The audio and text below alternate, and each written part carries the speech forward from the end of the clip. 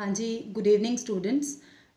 Tomorrow is your exam, so that's why मैं ये video आपके लिए बना रही हूँ क्योंकि कल आपका एग्ज़ाम है BA2 सेम थर्ड का इंग्लिश कम्युनिकेशन स्किल्स का। So actually today I was busy in college, so बहुत सारी कॉल्स आ रही थी but I was unable to attend those calls.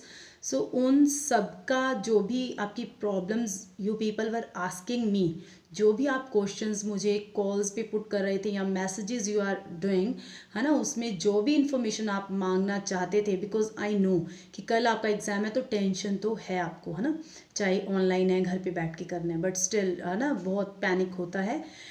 इसीलिए मैं आपको ये वीडियो अपलोड कर रही हूँ, इसको एंड तक ज़रूर सुनिएगा। उसमें आपको आपके जितने भी क्वेश्चंस हैं उन सबके answers you will definitely get. Okay, definitely आपको उन सबके आंसर्स मिल जाएंगे।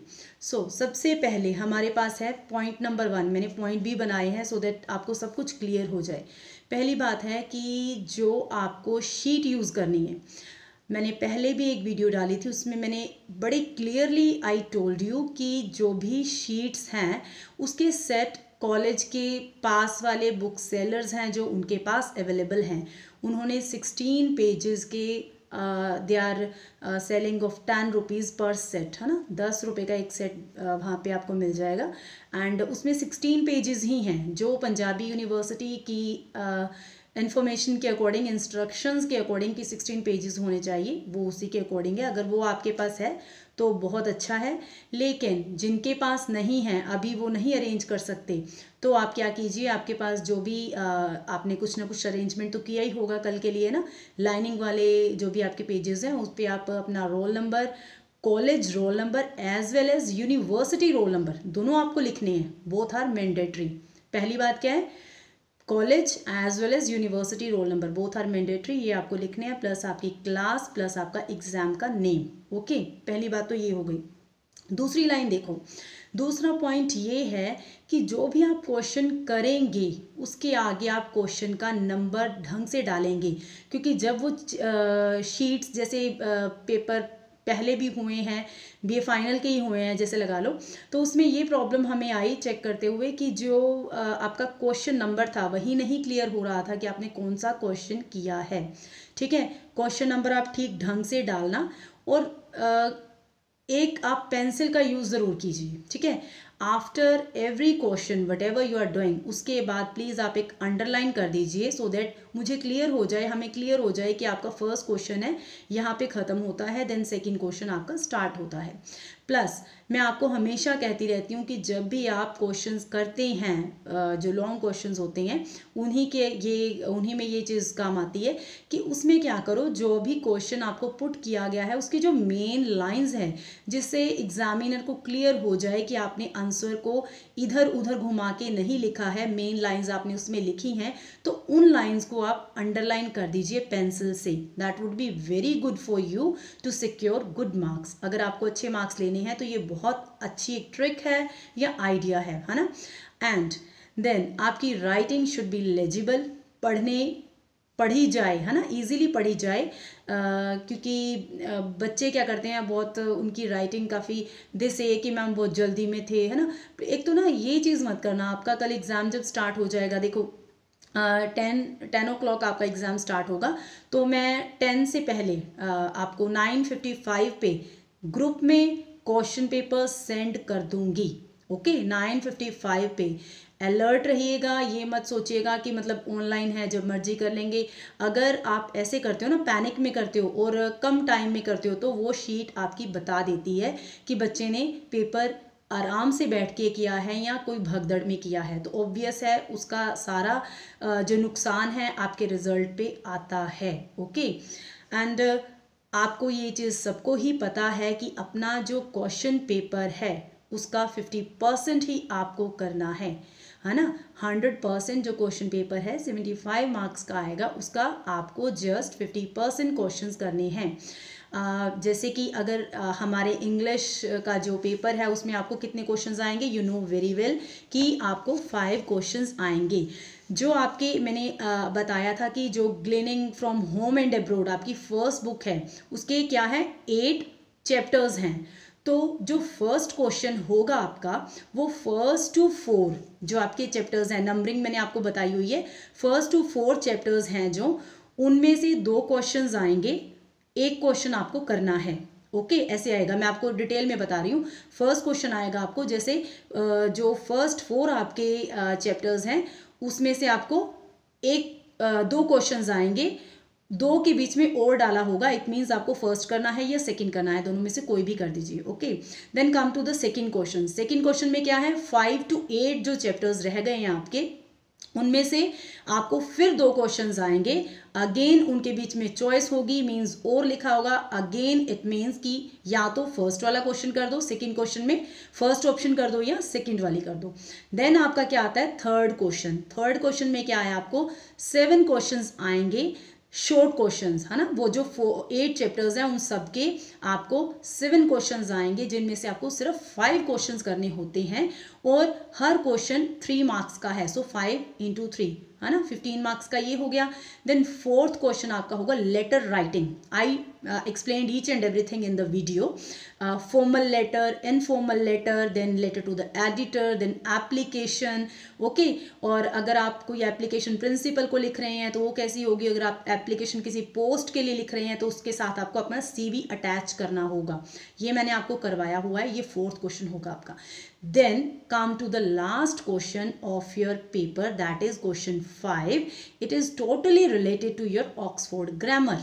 ओके, ऑक्सफोर्ड ग्रामर में उसके ऊपर भी आपको ऑप्शन लिखी होगी कि आपको इतने सेंटेंसेस, ये सारे जो सेंटेंसेस दिए हुए हैं इनमें से इतने सेंटेंस करने हैं, वो 1.5 मार्क का एक सेंटेंस होगा। ये तो आपका क्वेश्चन पैटर्न है जैसे आपको आता है, लेकिन अब इसका 50% कैसे बनेगा। 5 क्वेश्चंस आई टोल्ड यू कि 5 क्वेश्चंस आएंगे है ना। फर्स्ट हो गया, 1 to 4 चैप्टर्स में से 2 क्वेश्चंस आएंगे, एक करना है। देन सेकंड क्वेश्चन हो गया, 5 to 8 चैप्टर्स में से एक क्वेश्चन करना है। ओके, देन आपका थर्ड आ गया, शॉर्ट क्वेश्चंस आ गए, 7 आएंगे, 5 करने हैं। देन आपका 4 आ गया, लेटर, चाहे इनफॉर्मल है, चाहे फॉर्मल है, चाहे लेटर टू द एडिटर है, चाहे एप्लीकेशन है ना, चाहे एप्लीकेशन टू द प्रिंसिपल है। फोर्थ हो गया, फोर्थ में भी वैसे ही आएंगे, आपको चॉइस आएगी कि हो सकता है आपको लेटर टू द एडिटर और प्रिंसिपल एप्लीकेशन आ जाए या फॉर्मल इनफॉर्मल में से ऐसे आ जाए। देन आपका फिफ्थ आ गया ऑक्सफोर्ड ग्रामर में से। ये 5 क्वेश्चंस आपको दिए होंगे। अब इसमें से आप क्या कीजिए, 3 क्वेश्चंस जो भी आपको लगते हैं कि हम कर सकते हैं वो करने हैं। अब 3 कैसे बनेंगे, या तो आप फर्स्ट क्वेश्चन कर दो, फर्स्ट में चॉइस दी है उन दोनों में से एक क्वेश्चन कर दो। देन सेकंड क्वेश्चन में से चॉइस दी है, एक उसमें से कर दो। और थर्ड आपका शॉर्ट क्वेश्चंस है वो आपको सारे करने पड़ेंगे, 5 के 5। ये आपके 3 क्वेश्चन हो गए, या तो ऐसे कंप्लीट कर दो, या फिर जिस बच्चे को लगता है मुझे ग्रामर इजी लग रही है तो आप एक तो ग्रामर वाला क्वेश्चन कर दो और 2 लॉन्ग क्वेश्चन ऊपर वाले कर दो। ओके, अगर किसी को लग रहा है कि नहीं लेटर राइटिंग में मैं ज़्यादा अच्छा हूँ तो आप क्या करो, लॉन्ग क्वेश्चन ऑक्सफोर्ड ग्रामर है वो वाला क्वेश्चन कर दो, क्योंकि ऑक्सफोर्ड ग्रामर तो टोटल एक ही क्वेश्चन काउंट होगा। ओके, सारी ऑक्सफोर्ड ग्रामर कर दो, या लेटर और उसमें उसके साथ में fourth question letter to the editor या जो भी लेटर राइटिंग आएगी उसमें से चॉइस आएगी वो कर दो, और अपने शॉर्ट क्वेश्चंस कर दो। ये 3 बन गए। मतलब जैसे भी करके आपको सिर्फ 3 क्वेश्चन ही करने हैं। ओके, अब कंफ्यूज मत होना कि मैम 2 भी लिखा हुआ है, एक्चुअल में मैं आपको 3 इसलिए कह रही हूँ, ज़्यादा किया अच्छा होता है, ताकि अगर आपका कोई एक क्वेश्चन ठीक से उसमें आपको नंबर नहीं मिल रहे तो देखो थर्ड क्वेश्चन आपको फ़ायदा देगा। इसलिए मैं कह रही हूँ, बहुत बच्चे कहेंगे नहीं मैम 5 क्वेश्चन है तो उसमें से 2 भी कर सकते हैं, है ना, ऐसा कुछ नहीं है। 3 क्वेश्चन कीजिएगा एंड उसमें आपको क्या होगा, अगर किसी क्वेश्चन में आपकी नंबर कम लग रहे होंगे तो ऑब्वियस है दूसरा चेक होकर आपको अच्छे मार्क्स मिल जाएंगे। एंड रजे प्लीज़ जो भी आपकी अब आपने प्रिपरेशन क्या करनी है कल के एग्ज़ाम के लिए, देखो एक तो वो शीट प्रिपेयर कर लो, है ना। देन आपने क्या करना है, जितने भी ऑथर्स के नाम हैं अगर उनको आप लिखोगे तो उनके ऑथर के नाम के स्पेलिंग शुड बी राइट होने चाहिए। ओके, एंड देन आपका चैप्टर का नाम है या बुक का नाम है, अगर आप वो चीज़ें यूज़ करेंगे। एक लेटर राइटिंग का पैटर्न अभी से देख लो, ये मत सोचो कि we are sitting at home easily we can do, no it's not easy, because आपको जो हार्ड कॉपी है करने के बाद 10 से 11, 11 से 12 2 घंटे का टाइम मिलेगा, उसके बाद हार्ड कॉपी आपको कॉलेज में जमा करवा के जानी है, या फिर आपको ऑनलाइन जो भी है आपको ईमेल आईडी दी हुई है वहाँ पे आपको ऑनलाइन सेंड करना है। बट माय प्रेफरेंसेस कि हार्ड कॉपी अगर आप करवा देंगे तो it would be good for you. And दूसरी बात, है ना। एक और क्या है कि जो भी है आपको जो रेगुलर स्टूडेंट्स हैं उनको सबमिशन करवानी है आपकी हार्ड कॉपी की कॉलेज में, जो भी आपके कॉलेज है, जैसे we are from Rajendra college. And जो प्राइवेट स्टूडेंट्स हैं उनके लिए भी इंफॉर्मेशन है कि वो क्या कर सकते हैं रीजनल सेंटर में, है ना, जो आपका ये सिविल हॉस्पिटल के आगे जाके रीजनल सेंटर आता है, वहाँ पे आपको अपनी शीट सबमिट करवानी है। अदरवाइज अगर यू आर नॉट मतलब able to submit your sheet over there, then आप क्या कीजिए, स्पीड पोस्ट कर दीजिए अपनी शीट को, और उसकी जो एक रिसीट है उसे संभाल के रखिएगा और डेट वाइज उनको ऐड करते रहिएगा, सो दैट इन फ्यूचर आपको कोई प्रॉब्लम ना आए। सो स्टूडेंट्स, ये सारी चीज़ें मैंने आपके लिए स्पेशली इसलिए बनाई हैं क्योंकि आज कॉल्स आ रही थी वो मैं अटेंड नहीं कर पाई, है ना।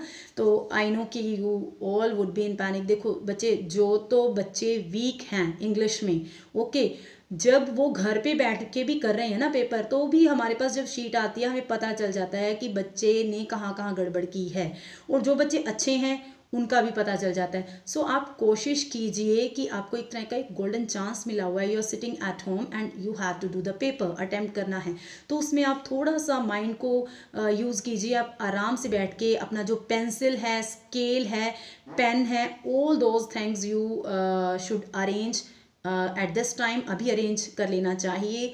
और मॉर्निंग में आप जगह ऑलरेडी सोच के रखिए कि कहाँ पे हमने टेबल पे बैठना है और कहाँ पे हमें ये सब करना है।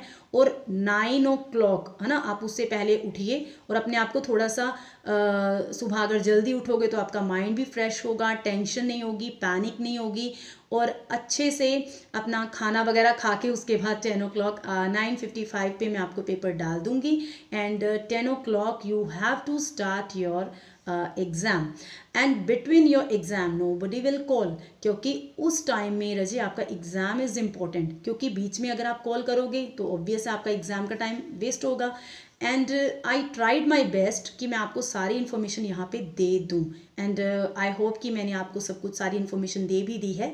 लेकिन स्टिल अगर आपको कोई प्रॉब्लम आती है, देखो 3 क्वेश्चंस आप कर दीजिएगा, है ना, और सारी इन्फॉर्मेशन मैंने आपको दे दी है, तो आप प्लीज़ आफ्टर 12 या आफ्टर 1 ही कॉल कीजिएगा, ताकि आप अपना जो एग्ज़ाम है अच्छे से कर सकें। और अगर ये वीडियो आपने अच्छे से देख ली है तो आपको ज़रूरत ही नहीं पड़ेगी कि मुझे आप कॉल करें। So students, thank you and best of luck for your exam. जो भी हमने पुराने टाइम में वीडियोस के थ्रू जितनी भी मेहनत की है, वो सारी मेहनत अब आपकी कल क्लियर हो जाएगी। आई होप कि आपने वीडियोस हैं जो जितनी भी अपनी सब्जेक्ट से रिलेटेड है वो सब देखी हैं, और इंग्लिश की वीडियोस अगर आपने देखी हैं तो definitely you will do better, अच्छा आप करोगे। एंड मैं उम्मीद करूँगी कि सब बच्चों का एग्ज़ाम बहुत से बहुत ज़्यादा अच्छा हो, जो बच्चे इंग्लिश में वीक हैं वो भी बहुत अच्छा कर पाएँ। So best of luck and thank you again.